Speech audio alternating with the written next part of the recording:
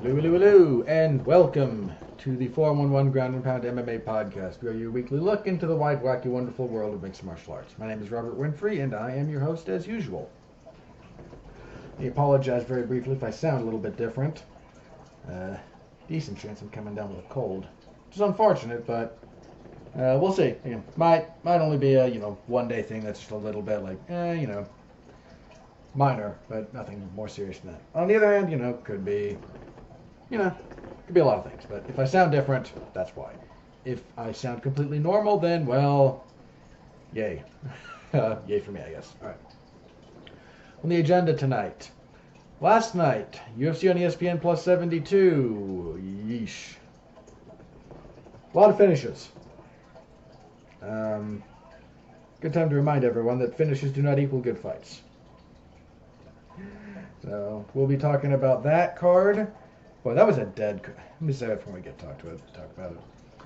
And this coming Saturday, we have to preview, pay-per-view, UFC 281, 2 title fights, a potential fight of the year candidate on paper. It's a good card. It's a really, really good event on paper. So we'll be previewing UFC 281.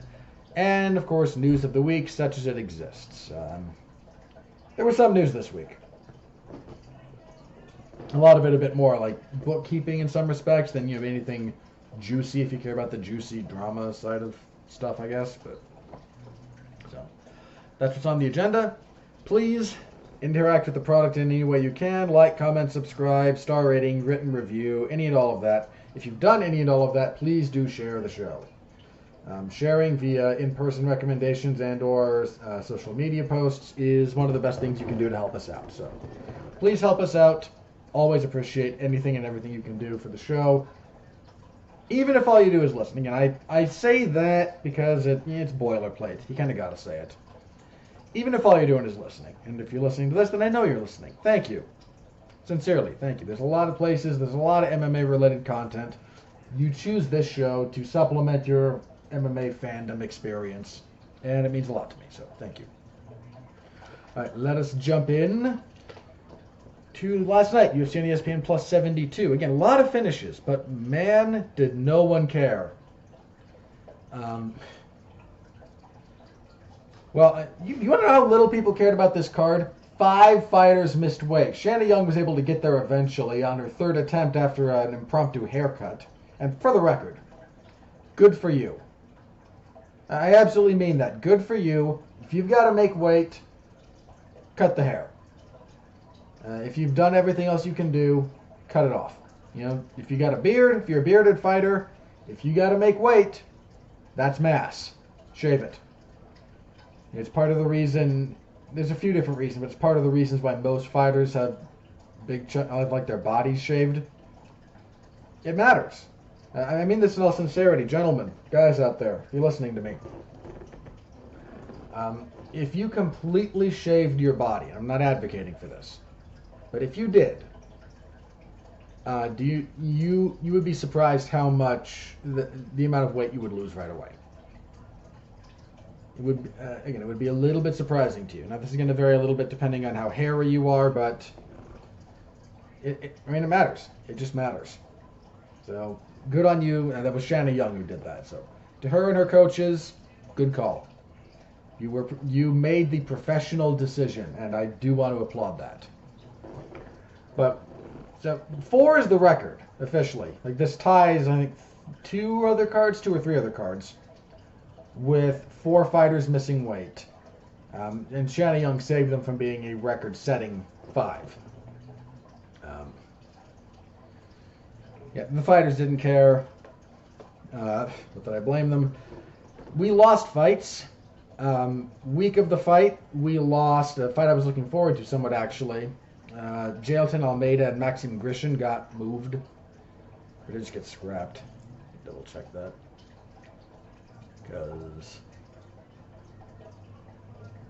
I talked a little bit about it last week. This was supposed to be headlined by a very different fight. Bryce Mitchell and Movsar Evloev. Let's see.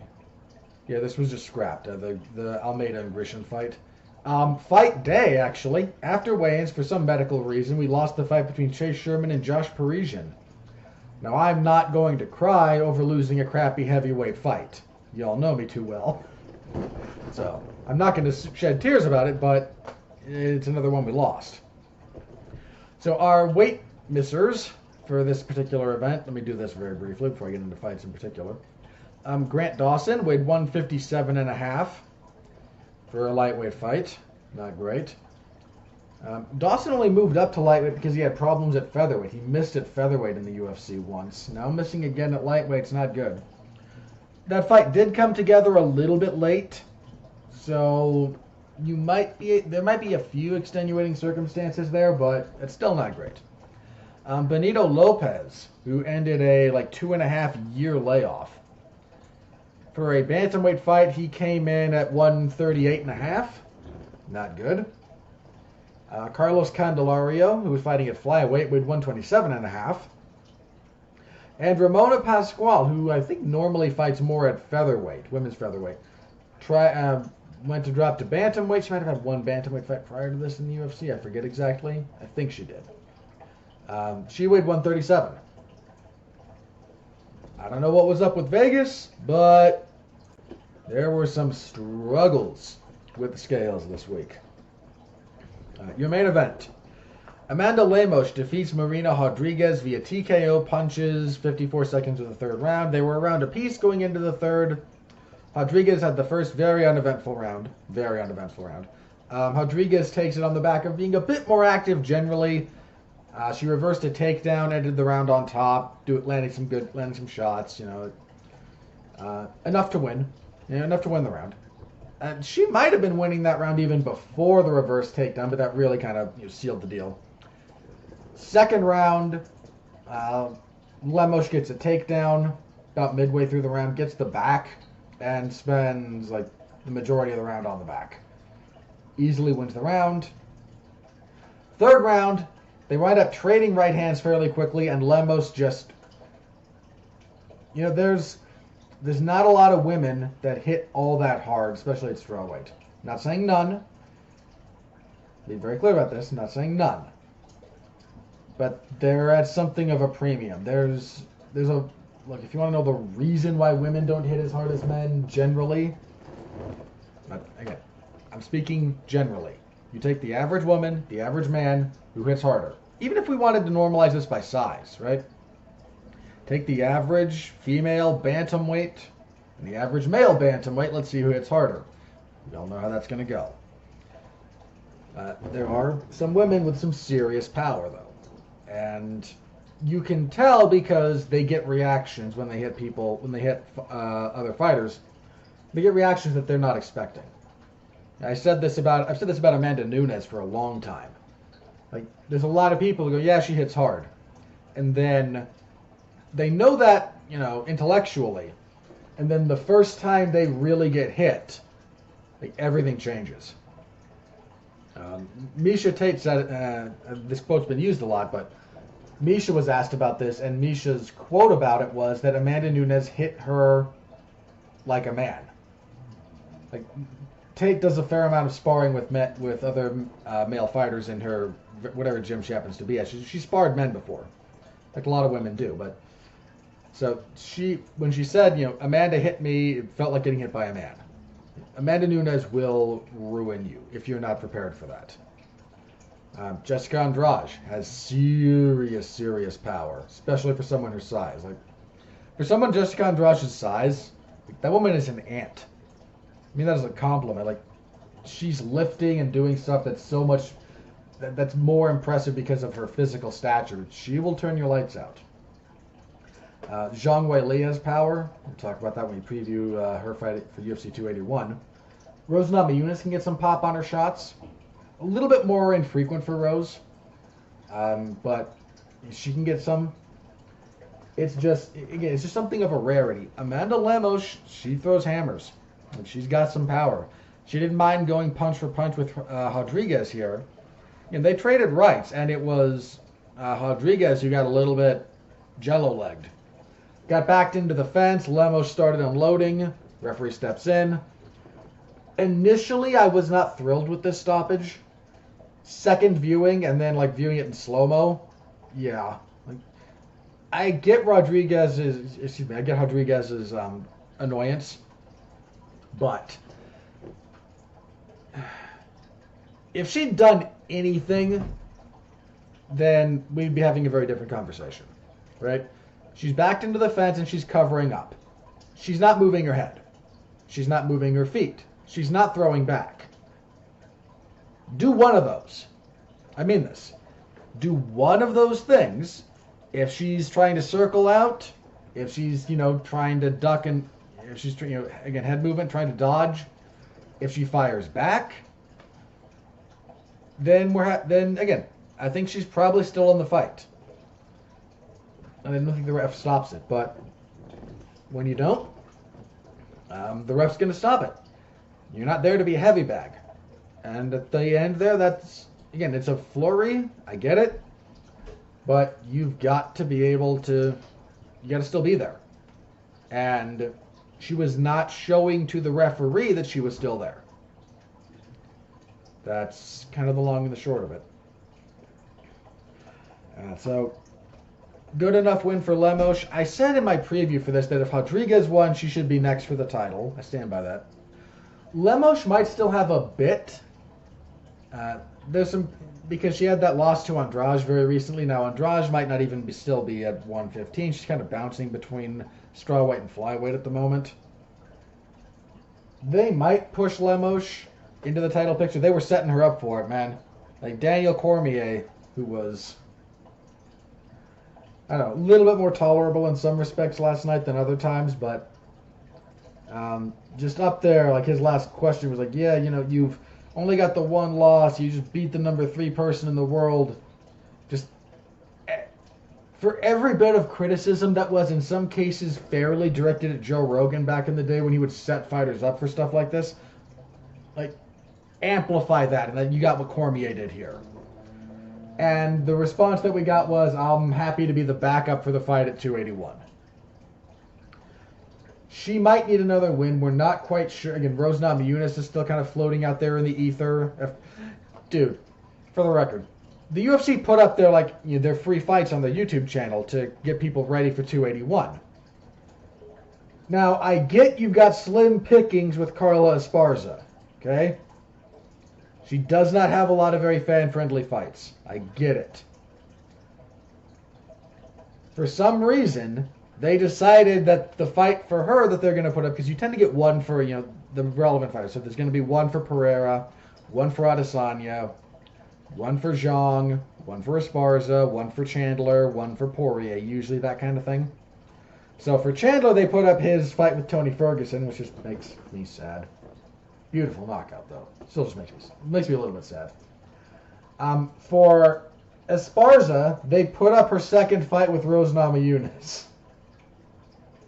Look, as a guy who suffers from insomnia, I'm going to use this for a joke, but that's legit. I do have insomnia on occasion. It is not pleasant.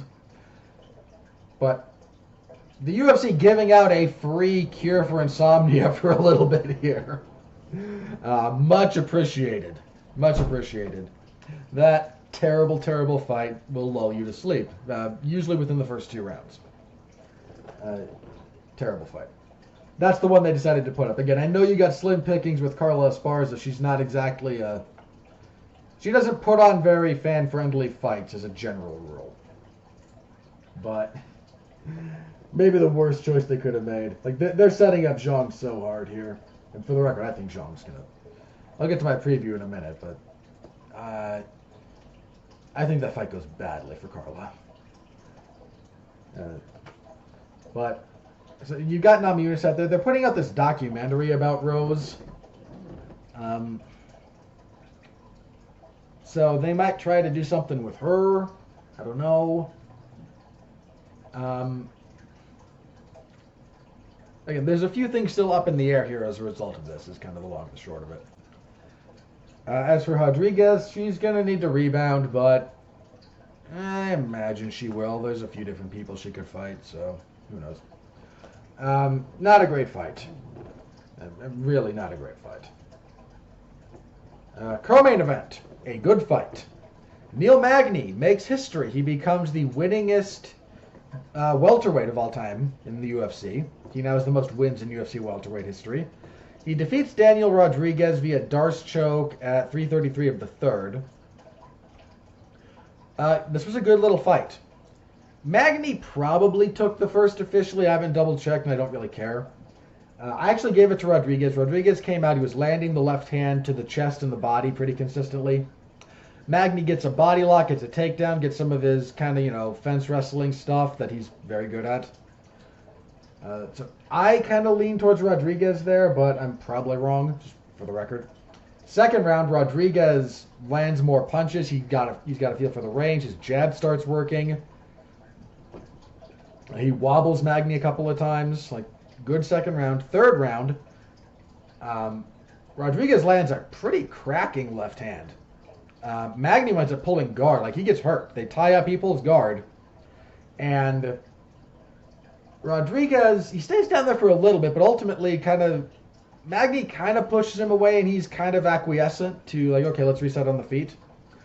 And Magny just gets back in his face, gets in the clinch, does the kind of wear down thing that he's so good at, gets the back for a bit.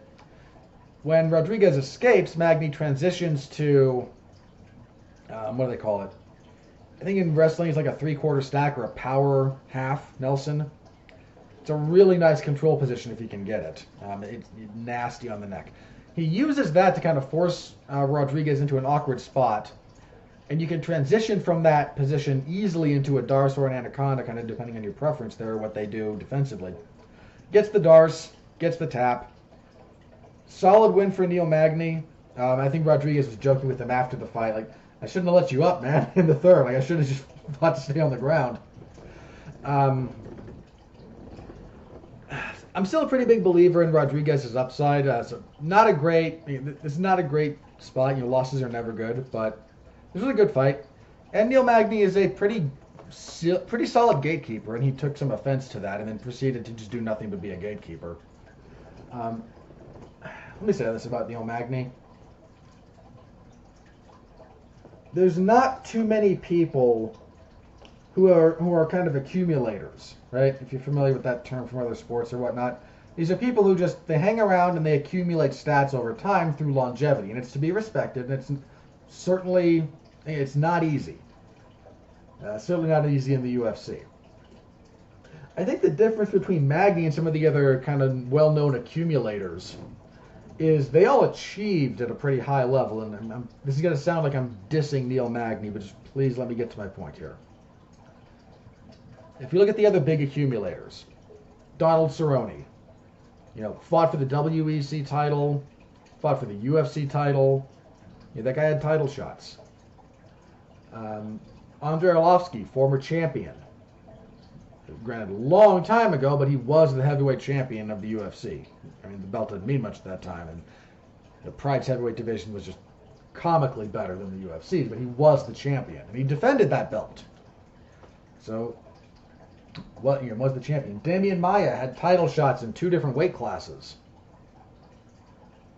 Another example. Jim Miller, God bless him. There was a time when Jim Miller was one of the 3 best lightweights in the world. And there was, again, in that same vein, there was a time when he probably could have got a title shot and he was passed over. Neil Magny has never been that close to the belt.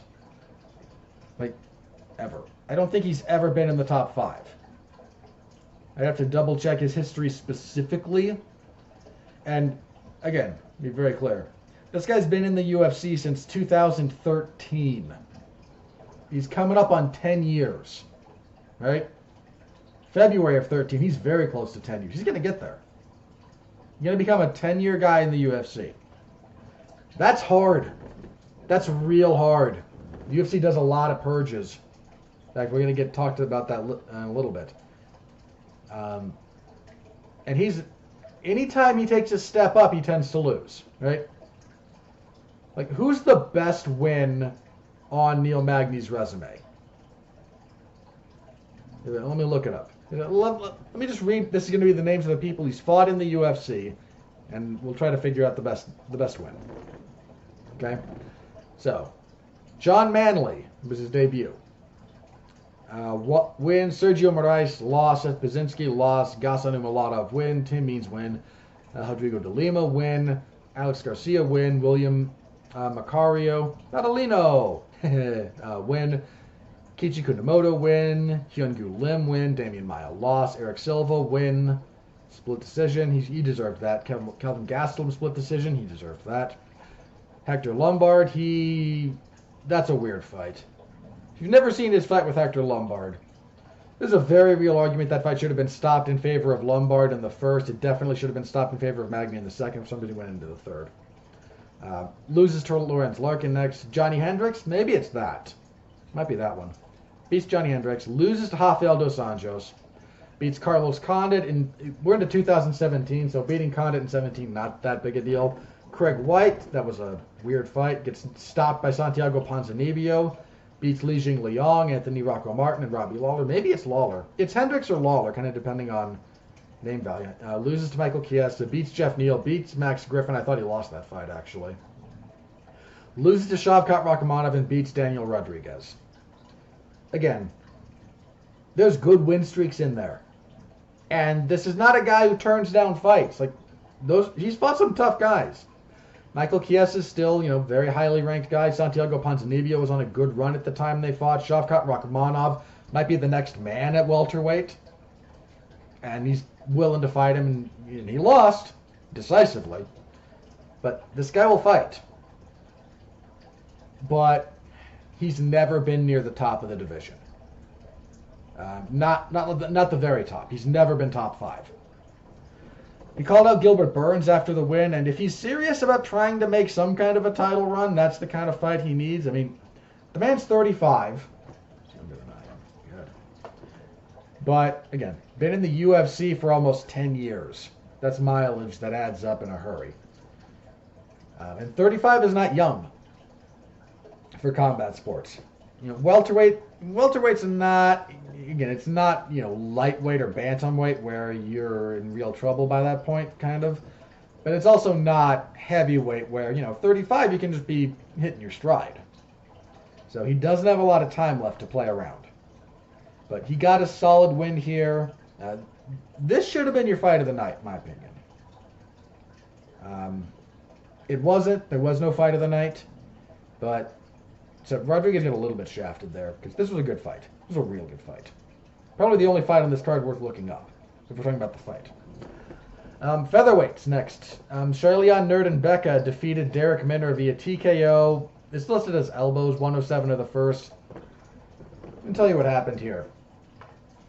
Derek Minner comes out and pretty quickly he's southpaw, throws a left body kick. It lands.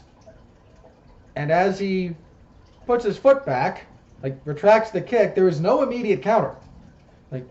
Nerdenbecka tried to get his elbow down but didn't quite get it. The kick lands on the body, under the elbow, kind of how you want to land that kick. Usually you want to be a little bit more onto the foot or the shin. He was kind of a little bit towards the end of the toe, the end of the foot. It's not just the toes, but it's kind of that last little quarter or so. You want to be a little bit more impactful than that, but solid, decent land of the body kick. As he brings the kick back and kind of, resets his stance, he grabs his leg, his left knee. It starts backing up. So there's something wrong here. When Nerdenbecka pushes in, he actually throws that same kick again. I don't know if that's ballsy or stupid or both, but ow, my knee's injured. You throw the kick again. All right. Nerdenbecka gets a pretty easy takedown. Minner can't work his ground game. His left knee is shot, so Nerdenbecka just kind of starts dropping some elbows, and the ref stops it. Here's the interesting thing about this fight. When Fight Night opened, and when this card started, Minner was the underdog. I believe he was plus 190. which is, again, that's a pretty solid dog. It's almost 2-1 underdog, but that's within the those odds happen in MMA pretty frequently.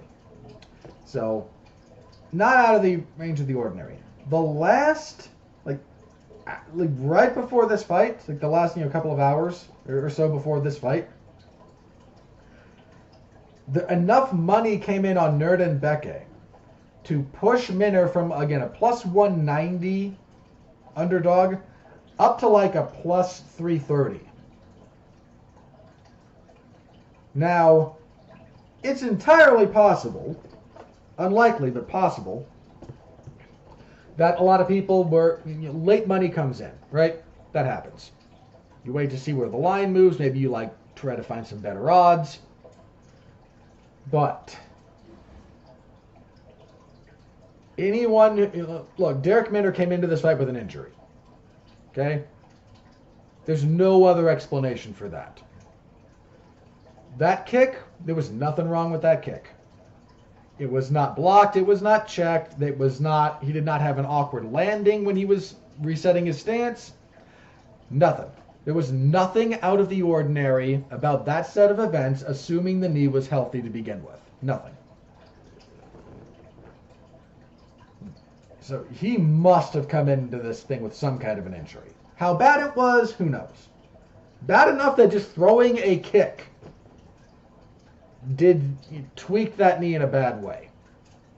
So, some kind of serious injury. I said this about TJ Dillashaw. Anyone who knew that the extent of Dillashaw's shoulder injury, you had free money, man. You had free money to bet on Aljamain Sterling, because while Sterling was the favorite in that fight, rightfully so, I mean, even setting aside the injury to Dillashaw, Sterling should have been the favorite, stylistically and whatnot. Those odds were still relatively close. I forget what they were exactly, but Sterling was like -2 something, I think. Not even -3. You can make a good chunk of money betting the favorite when it's that. Anyone who knew about Dillashaw's shoulder, that's free money, man. He can't win that fight on one arm. He can't. I said this right after that fight. Can't do it. TJ at his best struggles with Sterling. One arm, no chance. No chance. And I know TJ got a little bit defensive about this when interviewed a little bit earlier this week. I went in there thinking I was going to win. I appreciate your delusion, and I appreciate that it's a necessary component of being a fighter. Fighters have to be self-deluded in that respect. So when I say I appreciate your delusion, I'm not being dismissive. That's part of what made you great. That self-belief. Somebody should have talked to this guy and said, no, you can't beat him with one arm. And that arm's gonna, it's not possible. If you just need the paycheck and you want to take one last shot into glory, and I got a 1 in a billion shot to land a head kick, whatever. But that's all you've got. And that was all he had. I don't know exactly what was up with Minner's knee, but somebody, my guess, somebody knew and bet on it. So, man, doing that in Vegas, Nevada takes the integrity of their gambling seriously. So this is probably going to get investigated. So we'll see. We'll have to just wait and see on that one. Flyweights. Tagir Ulanbekov defeated Nate Maness via guillotine choke, 2:11 of the first. Really nice finish from Ulanbekov here. He was winning this fight pretty handily. Not running away with it, but this was going his way for as long as it lasted. Getting the better of it on the feet. Gets a takedown. Nice little takedown, too. Maness is able to scramble and kind of wall walk, but as he does, kind of leaves his head out a little bit. Ulanbekov grabbed the standing high elbow guillotine. Nice adjustment from him, actually. He goes with that, and if you've never seen that, if you're part of what you do with this to leverage it is if your right arm is doing the choking, that's the one under the neck, across the neck, to help kind of crank everything down, your left elbow comes up high, like points at the ceiling high. This helps collapse the space where their neck is to compress the choke. I've mentioned this about like the rear naked choke as well.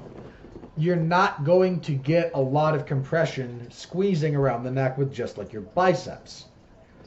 Yeah, I don't care how much you can curl, unless you're a genuine freak of nature. If all you're trying to do with that is, again, a bicep curl, and to squeeze and whatnot, and choke, you're going to struggle with that. You're going to struggle with that a little bit. What you do to really finish that choke, if you pay attention to the people who do this, mind you, once that arm is in place under the neck, they don't just try to squeeze with the bicep and flex. Whatever arm is choking, they pull that shoulder back. And if you do that right now, like put your right arm out like you're doing a choke. Now, again, just squeeze the bicep. You're not going to compress much space. Take your right shoulder, I'm assuming right. Take your shoulder, pull it back, and watch what happens to the area where their neck is theoretically occupying. Same kind of reasoning for why that elbow comes high. You're collapsing that space and using the other arm to kind of help that out. Manus is able to defend and survive a little bit in this choke. So Ulanbekov adjusts. His left elbow, instead of pointing way up, it's still technically a high elbow variant of the guillotine. Mostly because the other elbow is not low, like the low elbow version is below the choke, whereas a high elbow is above it, but it's not very high. He adjusts and he puts a little torque, a little bit of a crank into the choke.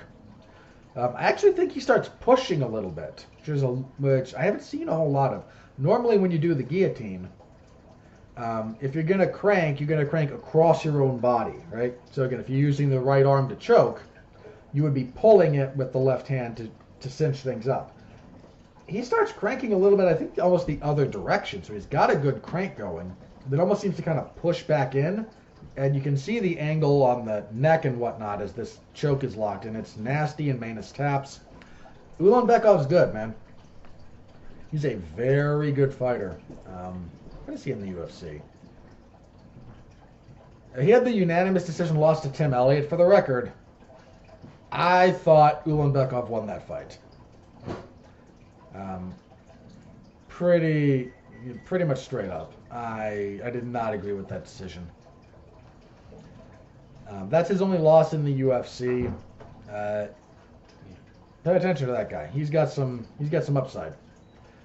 Then kicking off the main card, Grant Dawson defeats Mark Madsen via rear naked choke 205 to the third. Dawson just kind of better everywhere. Out wrestled Madsen, used a lot of lower body attacks because Madsen, again, an Olympic silver medalist. I think he went to the Olympics more than once. But it's a Greco guy, so his upper body work is very good. There's some just stuff with the lower body that he's still catching up on. Out wrestles him, out grapples him, wears him out. Lands a series of pretty nasty calf kicks in the third round. Gets the back, gets the choke. Solid win for Dawson, who's still a pretty good prospect. As for the prelims, Miranda Maverick defeated Shanna Young via unanimous decision 30-26 across the board. The third round would have been the 10-8, I believe. On the feet, meh. On the ground, Maverick was a lot better. Maverick's good about finding places on the ground to throw knees to the body, which are wildly underused, so good on you for that. At bantamweight, again, in theory, Mario Bautista, he ran over Benito Lopez, man. He got a reverse triangle armbar. Just more a reverse triangle than a reverse armbar. So again, the triangle position, instead of being normally, he was on the back and he got it, so it's a reverse triangle. 454 the first. Bautista did whatever he wanted to in this fight. I mean, Lopez looked rusty.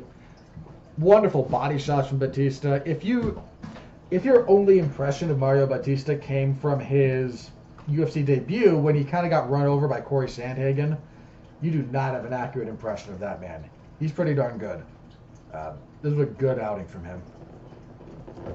Strawweight, Poliana Viana defeated Jin Yu Frey via knockouts. They announced this as a TKO originally. I guess they changed it. Punches, 47 seconds of the first round.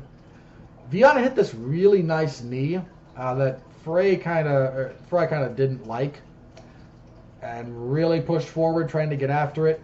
Viana hit this really. Frey fights southpaw, and Viana, reacting to the pressure, stepped back into southpaw, and I don't think Frey was fully cognizant of that because her defense didn't change, and Viana unloads a combination, drops her, gets the finish. You got to watch your opponent's footwork, guys, especially if someone's good about switching or knows how to switch. Even if they don't switch constantly, if they know, you need to be aware. If the angle you're at or the step they take changes that, be aware of it and be aware of your responsibilities relative to it. This is Viana's first finish in a while, right? This was her first TKO since 2014. She beat Amanda Ribas in 15. So, you know, casual 7-year gap between stoppages via strikes. Good stoppage. That's a little bit facetious on my part, but this was a good little finish from Viana. Bantamweights. Johnny Munoz defeated Ludovic Cholinan via unanimous decision. 230-27s, 129-28. Good overall outing from Munoz. Cholinan came on in the third. Just that guy won't stop, man. Like, he's durable as heck. But overall, good performance and good enough performance out of Munoz. See, Jake Hadley defeated Carlos Candelario via triangle choke, 239 of the second. Nice little example of how the details matter when you're finishing a technique here. He has the triangle position for quite some time. Lands elbows more than anything from there.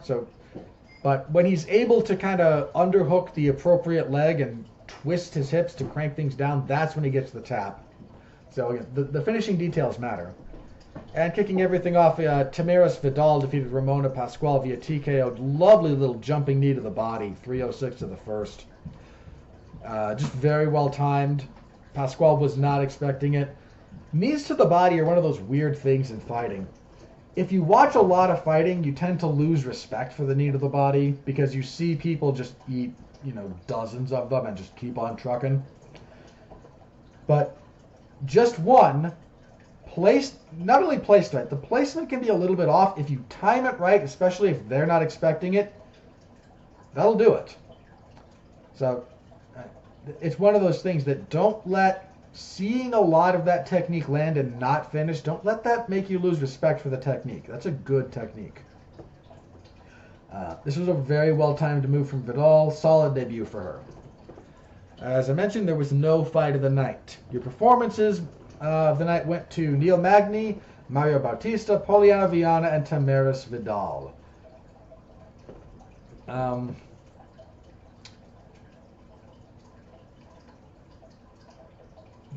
Did I agree with all that?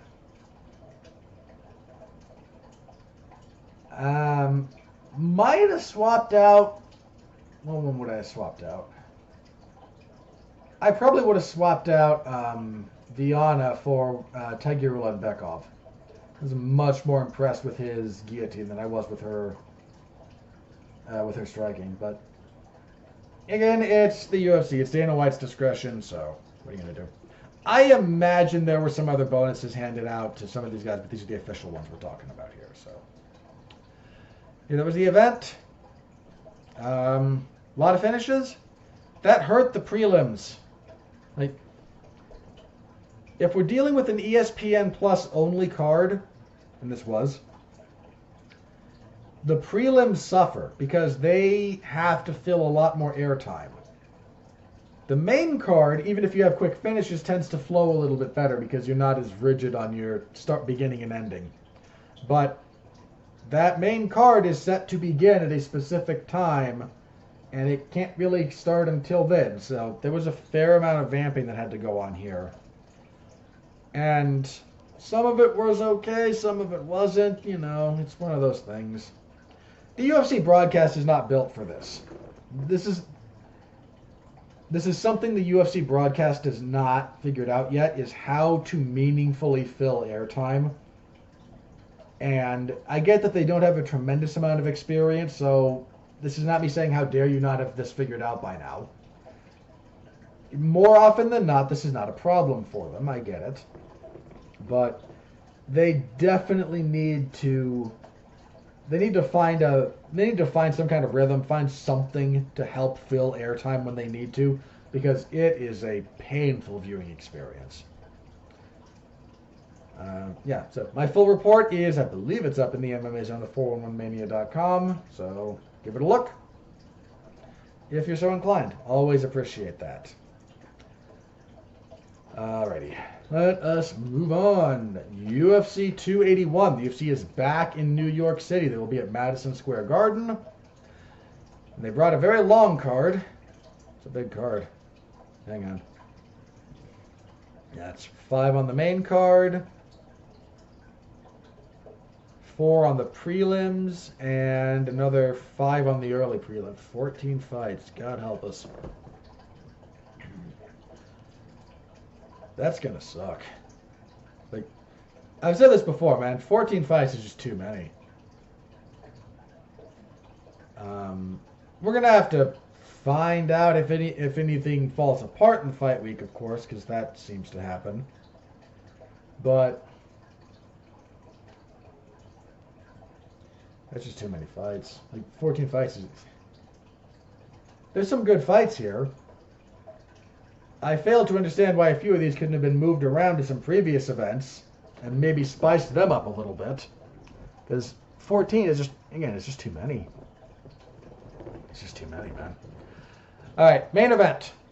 Darn good fight. For the middleweight title, Israel Adesanya, the middleweight champion, fights his sort of nemesis, Alex Pereira. Pereira holds 2 victories over Adesanya in kickboxing.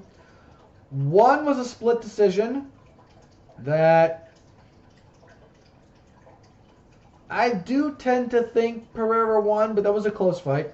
Their rematch was interesting because Adesanya kind of beat the crap out of him for a while. I mean, he dropped him in the first round of their fight more than once. Adesanya kind of had his number, and then just Pereira found the left hook and that knocked out Adesanya. Pereira in the UFC has been... He's been interesting because he's a big, rangy dude. Like, that guy is... How big is he? He's a big guy. He's 6'4". With a 79-inch reach. He's a big guy. And he's had some success in the UFC. Some of it was I mean, he kind of got out-wrestled by Andreas Mihalidis before landing the flying knee at the start of the second round, because if you're a striker and you don't really know your way around the grappling, screw it, start with the flying knee. And if it works, it works. He beat up Bruno Silva, knocked the heck out of Sean Strickland in 1 round. That was earlier this year. You know, if he beats... I'm going to throw this out there. If he beats Israel Adesanya, he might be your 2022 Fighter of the Year. That would be 3 wins on the year, and the last one being the title win. That's a thought. For those of you who keep track of that stuff, that's a real thought.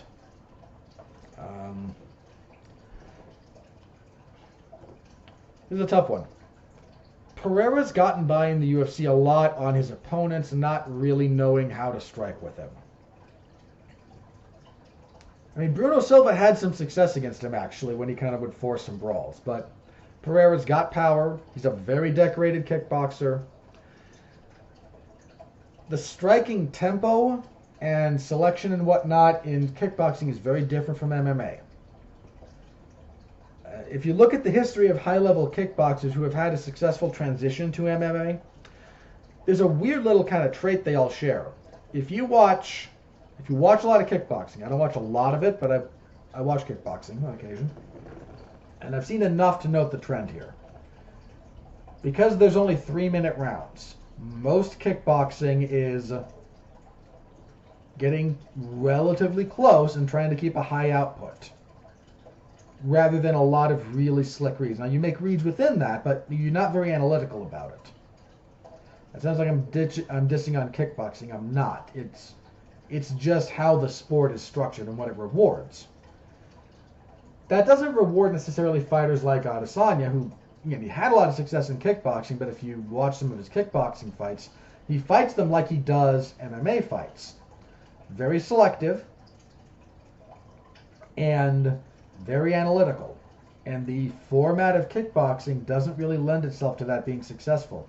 That is a much better strategy when fighting in mixed martial arts. You have longer rounds.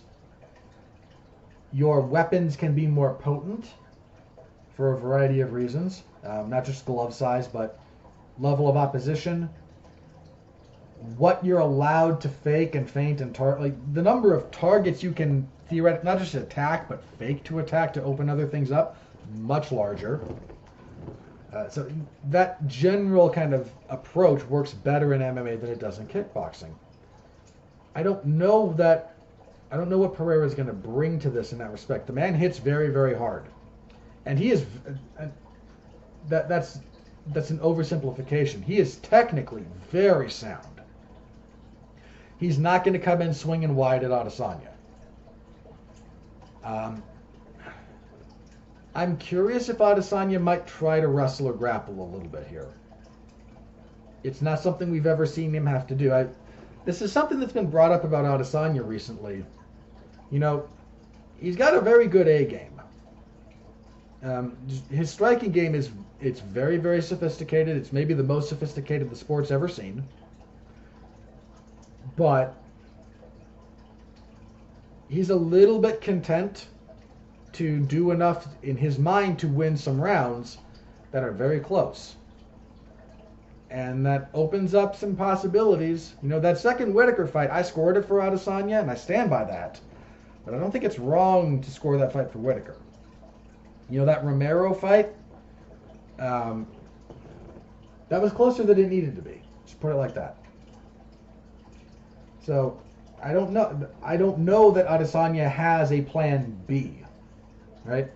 If he can't just overwhelm you or have a big enough advantage in the striking, if there's not a big enough differential there, what's his plan B? And I don't know. If someone is going to force him to show off his plan B, it's going to be Alex Pereira. That much I do know. So, as far as my pick, I'm going to pick Adesanya still. This is close on paper. Now, it might not be close in practice. One of these guys might go out there and blow the other one out of the water. That's very possible. As I think about it on paper, it's pretty close. Ultimately, I think there's a few things working in Adesanya's favor here. One is the general MMA experience. Two is the 5-round experience. The longer this goes, the more I tend to think it favors Adesanya. Not that Pereira doesn't carry his power later, but if you've never fought for 25 minutes and Pereira hasn't, that's one of those things that I've said this before, you can train for it and you should train for it, and if you train for it correctly, the shock of the difference between training and reality is minimized, but there is still a gap. And it's just a gap that you never really feel until you feel it the first time. Adesanya's fought 5 rounds plenty of times at this point. So I think the longer it goes, the more it might favor him. That said, if he does drop enough rounds to make this close, you know, Pereira, again, this is a close fight. I lean Adesanya, but I don't know by how much. I don't know by how much. So, good fight. Co-main event. For the strawweight title, Carla Esparza attempts to get her first successful title defense when she fights former champion Zhang Weili. I don't know if you saw this video, it made the rounds on Twitter, but there's a video of Zhang Weili picking up Francis Ngannou. Look, not like a baby or anything, it's a little bit like a high crotch lift. But she gets down there, I mean, she's a lot shorter than he is anyway, but she gets there, grabs him, grabs around the leg, and picks him up. I don't know what Zhang Weili weighs walking around. My hunch is, that's at 115, probably 130, 140. Now, this is, again, like last week, so she's probably leaner than that as we're coming into fight week. So she's probably, again, in the 130s, would be my guess. And I don't know exactly, Ngannou mentioned how much he weighed, it was 230 something. And she picks him up, and it's not like it's nothing, there's some effort there, but I imagine she could pick up more than just Francis Ngannou, like more than just that weight. She is insanely strong. Carla Esparza is a one-dimensional wrestler. Zhang hits hard. Zhang is physically strong. Zhang can wrestle. I don't mean to completely discount Carla Esparza here, in the sense that I'm not trying to diminish her accomplishments as a fighter. She's a two-time champion. That is nothing to sneeze at. She has the longest gap between title reigns in UFC history. That takes a kind of determination and a fortitude to pursuing the career and the fight, and just, again, you wade through the trenches. That's hard. That's very hard. So I give her all the credit in the world for that. But I think she's going to get run over here.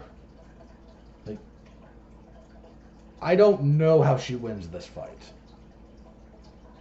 Like, Zhang's not going to get sucked into the same kind of dance routine that Rose Namajunas was. That's never been Zhang's style. Even if she's been okay at various times, either just kind of backing away or just kind of pursuing a little bit lackadaisically, that's a bit far enough in the rearview mirror that I think we can kind of move beyond that. I'm picking Zhang here. I pick her very comfortably. Very comfortably. The fight I am most looking forward to, Dustin Poirier and Michael Chandler. These two are going to get after it. Can't wait. Wish this was 5 rounds. Poirier coming off of that loss for the lightweight title when he fought Charles Oliveira. Chandler coming off of that brutal knockout win over Tony Ferguson. God, that was nasty. 2 in a row losses before that to Oliveira and Gaethje, but dude, his first 3 fights in the UFC, his UFC career to date. Dan Hooker, he stopped in the first round, but Dan Hooker's really good. Oliveira for the title. Gaethje, Ferguson, now he's fighting Poirier. That's a heck of a 5-fight stretch. There's nothing even approximating a soft touch in there. I don't know how this is going to go. Poirier being a southpaw is probably going to help him a little bit. Chandler hits hard, but Michael Chandler still has this thing where if he can't get you out of there in one shot, or in a flurry, he will just try to wrestle you against the fence. I don't know that that's a winning strategy against Poirier unless you're a very, very good overall MMA grappler, not just wrestler. Poirier might get tired though. Again, that's the thing that might happen if Chandler's able to get on top of him and do some damage, make him work. Chandler's chin has been checked multiple times. Yeah, this is a very good fight. I think my hunch is to lean towards Poirier. I usually do. But that's not by much. That's a really good fight. Can't wait for it. Bantamweight. The last ride of a UFC and general MMA legend. Frankie Edgar is having his retirement fight here. I've been watching Frankie Edgar for a long time. A long time.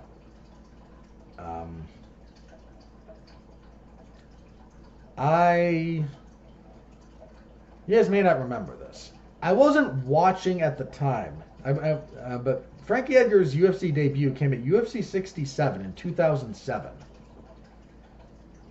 Boy, he's been there forever. He's been in the UFC as long as I've been watching it. And I forget exactly when I started watching more consistently, but when I was whatever that was, whenever I started making it a more appointment viewing for myself, he was there. I guarantee it. But back then, the UFC didn't air the prelims necessarily. They had the prelims, but they were for the live audience because they didn't have broadcast deals necessarily for the preliminary card. So you would air preliminary fights if you had time on the pay-per-view broadcast, or they'd get recycled into and re-aired on, what the heck did they call it? The UFC would have, when they got on Spike to a degree, they had kind of weekly shows that were just a conglomeration of older fights. And they were, I forget what they called this program, and the fact that it doesn't exist anymore because now they run every week. But or you would try to catch these preliminary fights on those things. Frankie Edgar and Tyson Griffin was the best fight at UFC 67. And that event featured some pretty darn good stuff. You had Quentin Jackson's UFC debut. I think you had Mirko Krokop's UFC debut. He beat Eddie Sanchez. Yeah, that was his UFC debut. Your main event was Anderson Silva versus Travis Lutter. That was supposed to be a title fight, but Lutter missed weight. But I remember the chatter that came out of this because they were able to air this one on the pay-per-view broadcast. And the chatter even before it, if you were kind of paying attention to the right online spaces, and again, 2007, so a lot of forums, people were talking about Edgar and Griffin. And they were able to find space on the broadcast for it, and thank heavens, because again, best fight of the night. By a pretty serious margin. This guy's been around forever. And it is time for him to retire. I think we've all kind of acknowledged that. He is 1-4 in his last 5, and that one was a split decision that I thought he lost. He's been finished brutally in his last 2 fights. Sandhagen cleaned his clock with that flying knee. Then Vera front kicked him in the face and turned him into Mo Sislak. If you've seen the picture the still picture that was captured of that front kick landing and poor Frankie Edgar's face, he looks like Mo from The Simpsons. He's trying for one last win basically in front of his home crowd. He's from Toms River, New Jersey, so they're in New York, but close enough. He's fighting Chris Gutierrez, who happens to be really good. Gutierrez has 1 loss in the UFC to Hani Barcelos. Other than that, the only blemish on his record is a draw with Cody Durden. He's on his UFC record is 6-1-1. He stopped pretty brutally Dana Batgari with a spinning back fist in his last fight. He overcame some in that. Dana was kind of giving it to him.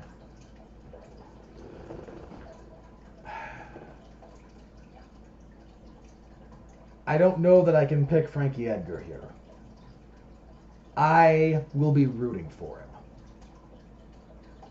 Because I've watched a lot of Frankie Edgar fights. I watched a lot of great Frankie Edgar fights. But can I pick him? I don't know that I can. Again, I'm rooting for the guy. I really am. But I think if I'm picking, I'm going to pick Gutierrez. And kicking off the main card at lightweight, Dan Hooker, trying to get back on the winning side of things after that. He got kind of run over by Arnold Allen. He's 1-4 in his last 5. Now, those losses at lightweight are to Dustin Poirier. That was a war.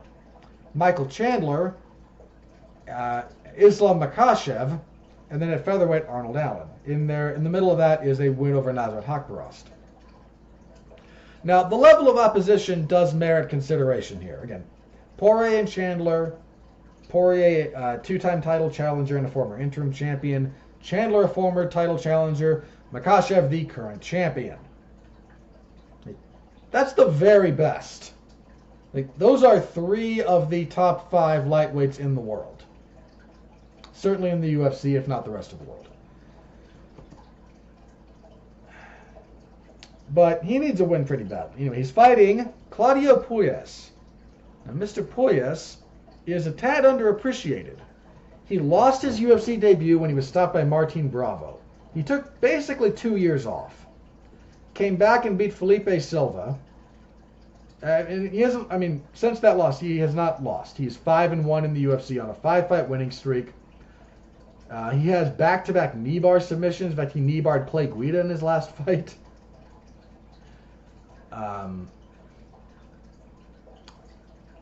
He's a good fighter.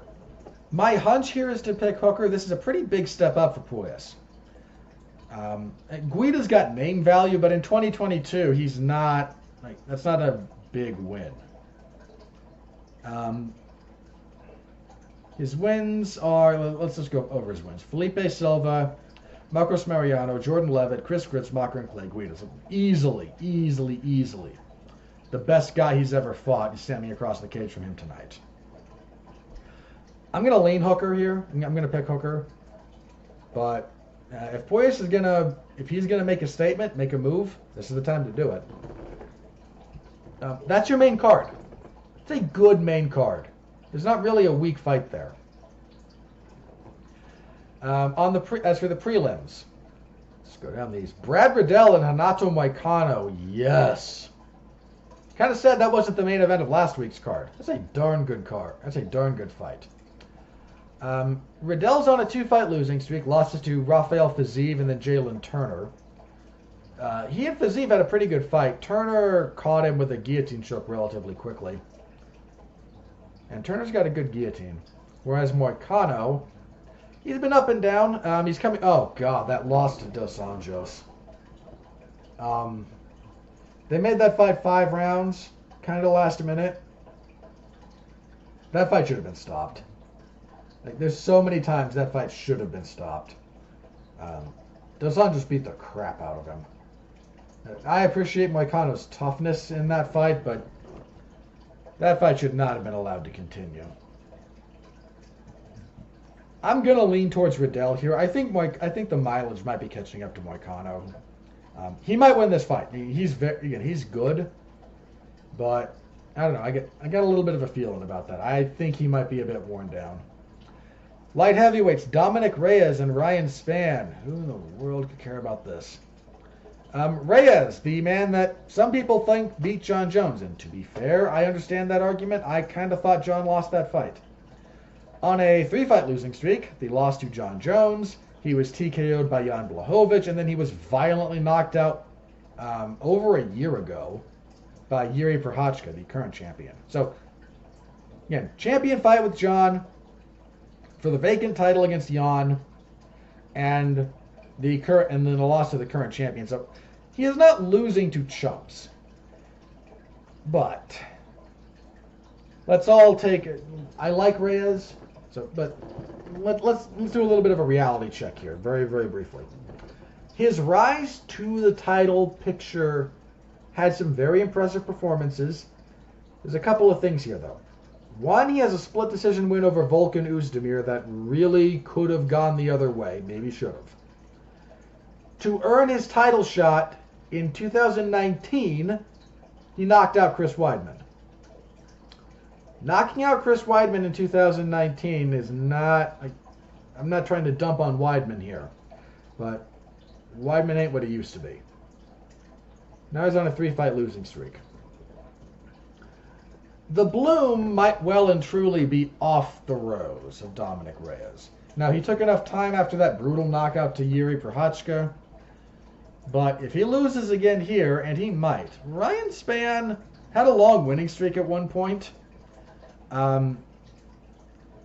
He's traded wins and losses his last couple of fights, losing to Johnny Walker and Anthony Smith, but beating Misha Cirkunov and Iwan Kutalaba. This is a decent enough step up for him, too, by the way. This would be one of the bigger wins of his career if he can get it. Might be the biggest. You get Little Nog, who might have more name value. But, yeah, I'd say the biggest. I'm going to give Reyes the benefit of the doubt here. I think Span's a flawed enough fighter that Reyes can beat him, but Reyes does not have a lot of time to mess around here if he wants to rebound. If he goes 0-4 here, that could be disastrous. Women's flyweight, Molly McCann will fight Erin Blanchfield. Molly's on a 3-fight winning streak with a couple of spinning elbow knockouts. I'm going to pick Erin Blanchfield here. Blanchfield is a smothering grappler, and that gives Molly problems. That said, Molly is wild enough to catch you if you're not really paying attention. So, but yeah, I'm going with Blanchfield. Middleweights, Andre Petrosky will fight Wellington Turman. Petrosky is on a 3-fight winning streak. Beat Nick Maximov his last time out. They put him to sleep with an anaconda choke. Turman finally kind of got the UFC win monkey off of his back. He's won his last couple of fights, beating Sam Alvey and Misha Cirkunov. Well, he had a rough go of it for a while, though. I think I'm going to lean towards Petrosky here, but if Turman's really found himself in the UFC, very winnable fight for him. That's the prelims, the early prelims. Lightweight, Matt Frivola and Otman Azaitar, who got back into the UFC's good graces despite very shady behavior that got him technically released from the promotion. He's undefeated. Frivola, very up and down. I'm going to be pulling for Frivola, but I think the pick is Azaitar. Strawweight, Karolina Kowalkiewicz and Silviana Gomez-Juarez. Kowalkiewicz choked out Felice Herrig earlier this year and broke a 5-fight losing streak, I think it was. Yeah.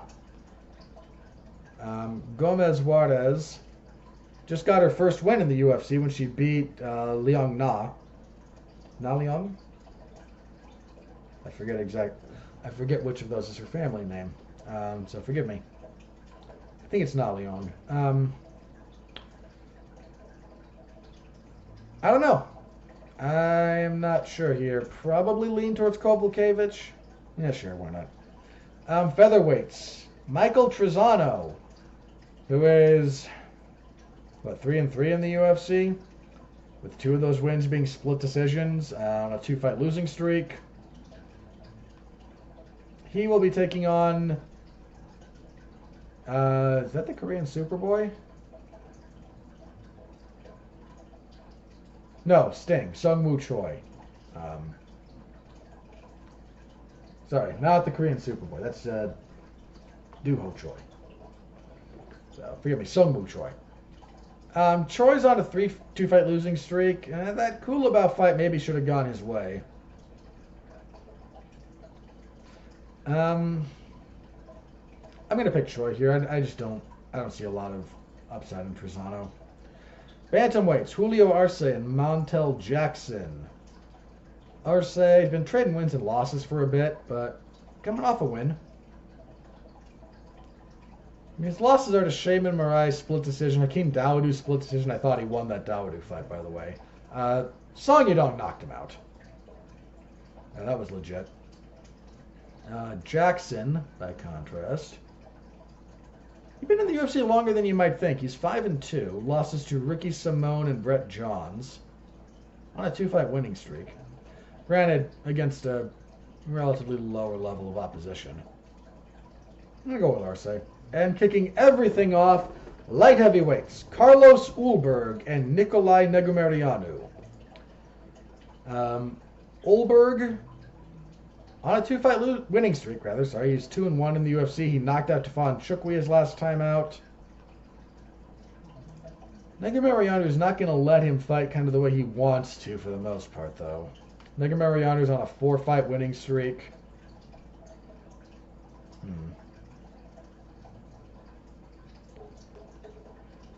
I think I'm still going to pick Olberg. The range is going to be a bit of a problem for Negumereanu to kind of manage, but if Negumereanu can manage the distance, get close, and make this ugly, he will beat Olberg. Olberg's not really built for that kind of fight. That's not where his skill set lies. So that's your card. All 14 fights. My luck, all 14 will go through. But I will be covering it Saturday in the MMA Zone of 411mania.com. So stop by, say hello. Always appreciate that. All right, let's talk a little bit of news here, because we can. This has been kind of making the rounds. Paulo Costa seems very unhappy. Now, this might just be noise. Might. But he's been talking about, my UFC contract's about to expire. How close we are to that seems to be a matter of some confusion. He seems to be operating under the assumption that his UFC contract began the day he signed with the UFC. Most UFC contract language states that the contract goes into effect the first time you fight. So if he's kind of waiting out elements of a sunset clause, like if he thinks the 5-year kind of gap on that is about to be up, it might be longer than he thinks if it is actually like first fight rather than date of signing. But he seems unhappy, man. USADA has really pissed him off. The way, and I'm not even saying he's wrong about it. I've made my feelings on USADA very clear. So I don't know if he's going to still be with the UFC all that much longer. He might just wait this thing out. We'll have to see. And it might just be noise trying to get a better deal. This might be public negotiation. Very possible. But figured it's worth pointing out. Like, Costa's making noise. So, in that same vein of being out of the UFC did a roster purge. We lost some fighters. Let's start with one that I found most interesting in some respects. Askar Askarov requested his release from the UFC and was granted. If you'll recall, he was supposed to fight a few weeks ago, had to pull out due to health reasons. There were weight issues, and again, whatever was going on with him, I think I kind of speculated, like, there might be something more going on here. Well, in his statement about leaving the UFC, he mentioned, I need to get my health in order. So whatever's going on with him, I hope he gets it sorted out. Your health is more important than your fighting career, so I hope he can figure that out. Wish him the best. The UFC cut a lot of people. One of the Kosi brothers, I believe, was Lewis. Not surprising, I don't think he's won in the UFC yet. Charlie Ontiveros, not surprising. I believe he's either 0-2 or 0-3 in the UFC. Jesse Ronson, see previous statement. Cameron Van Camp, 0-2, I believe. Cameron Weeks. Again, like, these are people with like 1-2, 1-3, 0-2, like UFC records.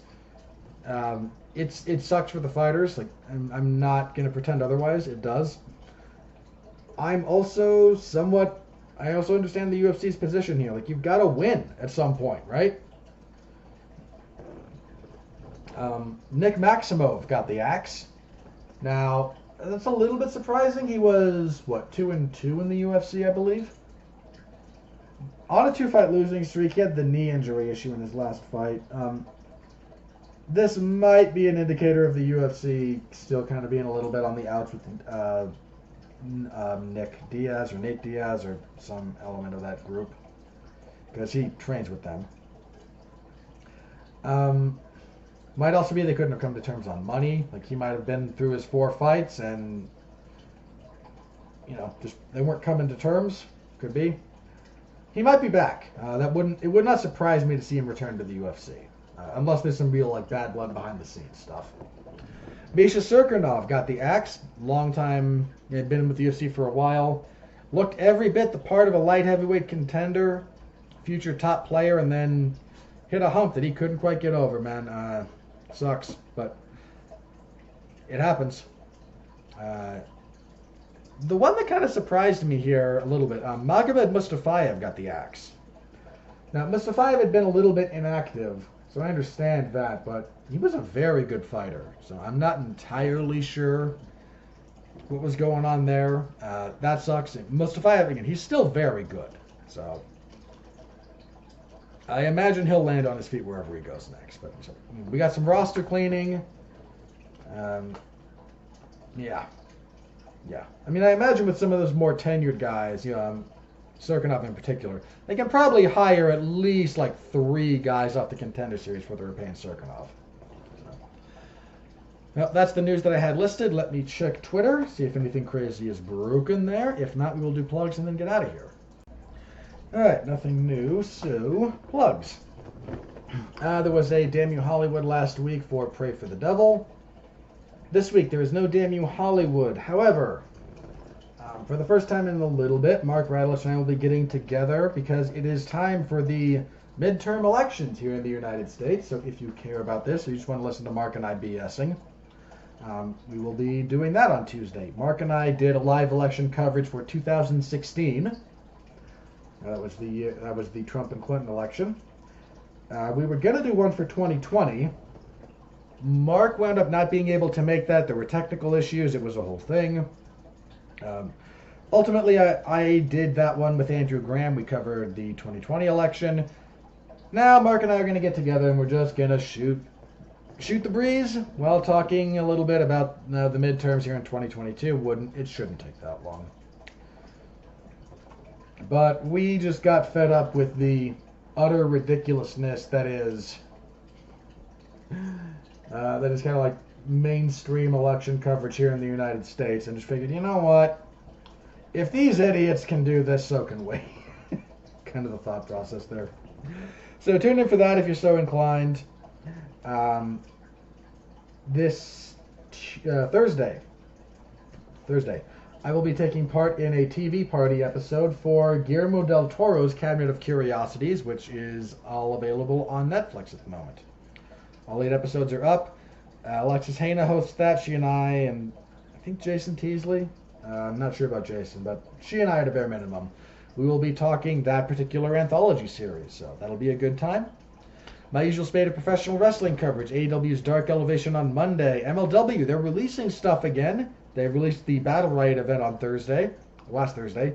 So their Fusion startup again this coming Thursday. That will be up in the Wrestling Zone, and WWE SmackDown on Friday. So be on the lookout for any and all of that in the Wrestling Zone of 411mania.com, and of course UFC 281 on Saturday. We will be back here next week, and we will review UFC 281 plus preview. Yeah, we're going to preview this crappy card. UFC on ESPN plus 73. Yeah, this card sucks. Main event, Derek Lewis and Sergey Spivak. That should be all I need to say about that. Hang on, let me have a look at this. I don't really care about Rodolfo Vieira and Cody Brundage. Andre Fialho and Muslim Salikov might not suck. What else we got? Yeah, that's kind of it. Oh man, there's 2 light heavyweight fights. Heavyweight main event. Yeah. Full preview. Oh wait, Jack Della Maddalena is fighting. That's a good. Love that guy. Love that guy. I hope he gets off that crappy Contender Series contract soon and starts making the money he deserves. But full preview next week. So be on the lookout for that. All right. That's it for me. Thank you as always. Deeply appreciate it. Stay safe out there and continue to be well, be safe, and behave.